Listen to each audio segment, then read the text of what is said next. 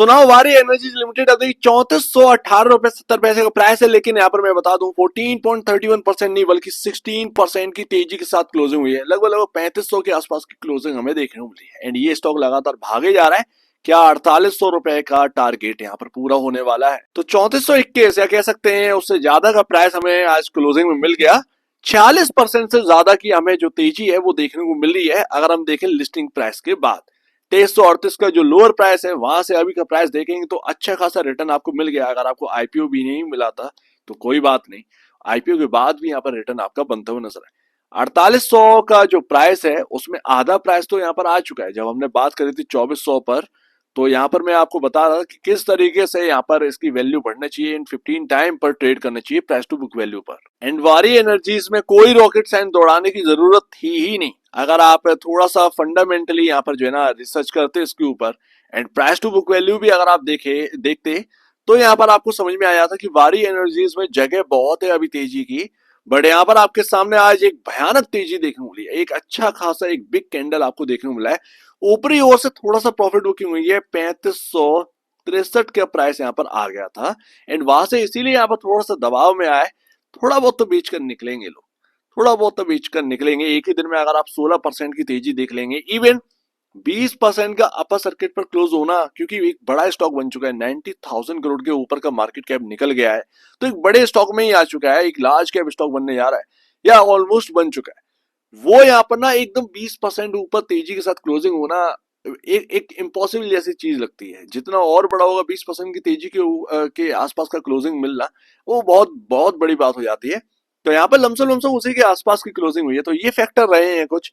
But मैं आपको बता दूं यहाँ पर अब सिर्फ और सिर्फ एक प्राइसिंग आना बाकी है। लमसम लमसम 1300 रुपए का प्राइस और आना बाकी है, जो कि हमें एक फंडामेंटली एक मेजरमेंट के हिसाब से पता चला है।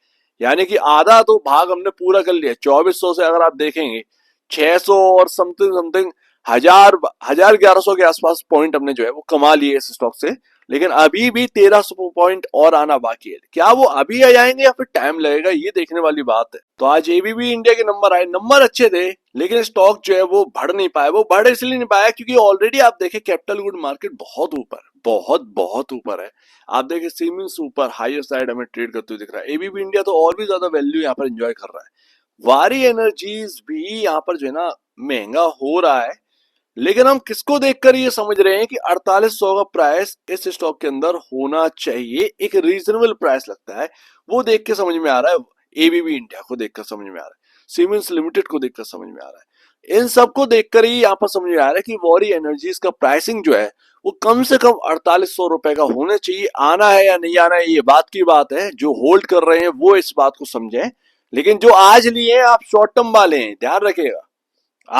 आप जो है ना, जितना कल कोई यहाँ पर 3700 रुपए के भाव पर जैसे स्टॉक को खरीदे तो उसका और रिस्क बढ़ जाए, क्योंकि 2400 पर था एंड 3700 का प्राइस आ गया, तो आपका रिस्क और बढ़ रहा है। अगर आप 2400 पर आए होते एंड बाय किया होता तो आपका रिस्क उतना ही कम होता 3700 पर आने पर, राइट। लेकिन जो 3700 पर आएगा, प्लेट के अंदर खाना रखा है, मोस्टली उसमें खाना खप गया, जो बचा कुछ है वो आपके लिए, तो वही आप जो है ना वो खाना खा रहे आए हैं। तो बस ये बात यहाँ पर आ जाती है। तो आप शॉर्ट टर्म वाले हैं, आपको स्टॉप लॉस रख के ही चेज करना पड़ेगा। बट जो लॉन्ग टर्म के लिए पहले से लॉट रखे हुए थे या 2400 पर खरीद रखे थे, उनके लिए एक बेस्ट चीज है कि हाँ आप यहाँ पर ना इंतजार कर सकते हैं 4800 का। अब ये बात इतनी सी है, आपका जो है price to book value 24.60 time पर चल रहा है एबीबी इंडिया का। आप चल रहे थे कल की डेट में, आज की तेजी की बात नहीं, कल की डेट के हिसाब से 10 टाइम पर चल रहे थे। कम से कम आपको एक रीजनेबल 15 टाइम तो यहाँ पर ट्रेड करना ही है प्राइस टू बुक वैल्यू के हिसाब से। वो 5 गुना यहाँ पर जो है ना बढ़ेगा ना, तो वो 4800 का प्राइस आ जाना था। बस इतनी सी बात थी। इसीलिए मुझे 4800 का जो एक प्राइसिंग है वो ज्यादा यहाँ पर गौर करने वाली बात लगती है प्राइस टू बुक वैल्यू के हिसाब से। वो 4800 कहीं ना कहीं हो सकता है, 15 टाइम कोई बहुत बड़ी बात नहीं है। वारी एनर्जीज अगर आप प्रॉफिट आफ्टर टैक्स के हिसाब से भी देखेंगे तब भी कोई वीक यहाँ पर जो है काउंटर देखने को नहीं मिलता है, कोई वीक कंपनी देखने को नहीं मिलती। एबीबी इंडिया के बिल्कुल कंधे से कंधे बराबर यहाँ पर जो है वो खड़ा है। एंड एबीबी इंडिया का जो मार्केट कैप है वो 1,56,000 करोड़ का है। 2,50,000 करोड़ के आसपास का मार्केट कैप है सीमेंस का। अब आप जो है इनके बराबर है। और आप जो एंजॉय कर रहे थे वो 80,000 करोड़ के आसपास का मार्केट कैप एंजॉय कर रहे थे। तो वही तो यहाँ पर ना तेजी में कन्वर्ट हुई है कि जब लोगों ने देखा कि अरे इस हिसाब से तो प्राइस टू बुक वैल्यू के हिसाब से कम 15 टाइम होना चाहिए। बहुत सारे लोगों को ये बात समझ में आई होगी, तो वो कहीं ना कहीं अपनी पोजीशन बनाना स्टार्ट किए होंगे। बहुत सारे लोग तेजी देखकर एंटर करे होंगे, मोस्टली लोग तेजी देखकर एंटर करे होंगे, वारी एनर्जीज के अंदर तेजी हो रही है, चलो एंटर कर लेते, तो वो मोस्टली पीपल करे होंगे।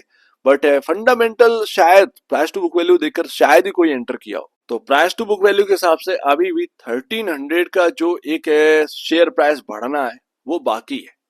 अब वो बढ़ेगा या नहीं देखने वाली बात होगी। बट हमने इस प्राइस टू बुक वैल्यू की थ्योरी से हमने जो है वो कम से कम 1100 रुपए पर शेयर कमा चुके हैं। तो जो लोग 2400 पर एंटर करे थे, अगर आप शॉर्ट टर्म के लिए एंटर करे थे, कुछ बुक करना चाहो तो बुक कर लो बॉस, ज्यादा बेहतर है। प्राइस टू बुक वैल्यू की थ्योरी जो है वो अपनी थोड़ी सी ठीक निकलेगी।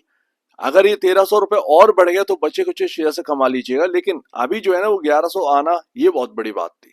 तो आप चाहे तो आधा बुक करिए, अगर कोई बात सुनकर एंटर किया था या फिर कोई बुक करना चाहता हो तो थोड़े से बुक कर सकते हैं, बाकी छोड़ दीजिए। 1300 रुपए और बढ़ेगा बढ़ेगा नहीं बढ़ेगा कोई बात नहीं, आपने ऑलरेडी कमा लिया। क्योंकि एक दिन में ही सब कुछ जो है ना आप पचा नहीं पाएंगे, डाइजेस्ट नहीं कर पाएंगे, आपको गिरावट भी देखनी होगी। अच्छा, स्ट्रॉन्ग काउंटर है तो इसीलिए गिरता था 4% एंड सिंगल डे में ही कवर हो जाता था, ये बहुत बड़ी बात है। तो बाइंग तो है, बाइंग तो है, इसमें कोई बड़ी बात नहीं है।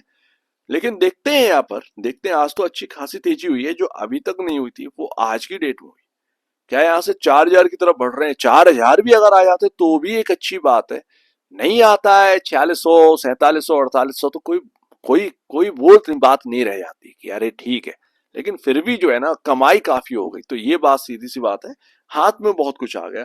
तो यहाँ पर ना अपने को सबसे पहली बात ना यहाँ पर इंपॉर्टेंट रहेगा समथिंग समथिंग 3250, 3200 के आसपास के लेवल कहीं ना कहीं इंपॉर्टेंट रहने वाले हैं।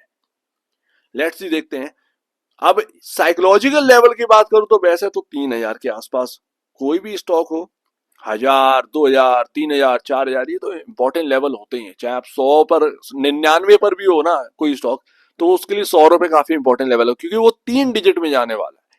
ठीक है, फिर उसके बाद और आ जाते हैं 200 300 500 1000, इस तरीके से यहाँ पर ना साइकोलॉजिकल लेवल होते हैं। साइकोलॉजिकल लेवल के हिसाब से 3000 इंपॉर्टेंट है।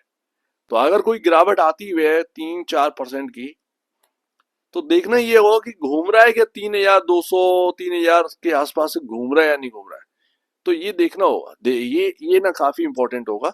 लेट्स सी, देखते हैं। अगर कल और तेजी हो जाती है, कल और अच्छी तरीके से क्लोजिंग होती है, तो पुराने लोग जो एक लंबे टाइम के लिए होल्ड कर रहे थे, मेरे ख्याल से ये प्राइस टू बुक वैल्यू की थ्योरी उनके लिए काफी इंपॉर्टेंट हो जाती है। जो शॉर्ट टर्म वाले एंटर कर रहे हैं कि नहीं, अरे तेजी देखकर तो हम एंटर करेंगे, तो बॉस आप स्टॉप लॉस रख के चेस करिए, आप 4800 के चक्कर में मत रहो। शॉर्ट टर्म वालों के पास बचा गया 3400 तो हो गया, 1100 रुपए तो आपने जो है वो पर शेयर गवा दिया। अब आपके पास जो भी है वो थोड़ा सा रिस्क आपने काउंटर में बढ़ा लिया है और कुछ नहीं है। तो आपको वॉलेटिलिटी झेलनी पड़ेगी, उन लोग को नहीं झेलनी पड़ेगी, आपको झेलनी पड़ेगी, क्योंकि आपका जब एंट्री करने का टाइम हुआ ना वो 1100 रुपए चल चुका शेयर तब हुआ। तो इस बात को आप समझिए, थोड़ा सा कम लेवल पर मिले तो ज्यादा बेहतर है, थोड़ा सा डाउन मिले तो ज्यादा बेहतर है। अदरवाइज फंडामेंटल बेसिस पर इसका प्राइस जो है वो 4800 होना चाहिए। आएगा या नहीं देखा जाएगा, लेकिन ये कोई बाई रिकमेंडेशन नहीं है, ये ध्यान रखिएगा। मैं सिर्फ होल्ड जो कर रहे हैं उनके लिए एक रिसर्च पैक रख रहा हूँ। तो एक बार निवेश से पहले बेचने से पहले अपने ब्रोकर एडवाइस से जरूर सलाह लीजिए, खुद की स्टडी करिए, उससे बेहतर कुछ भी नहीं है। खुद की स्टडी मस्ट है, तो आप दीजिए वीडियो देखने के लिए बहुत धन्यवाद दोस्तों।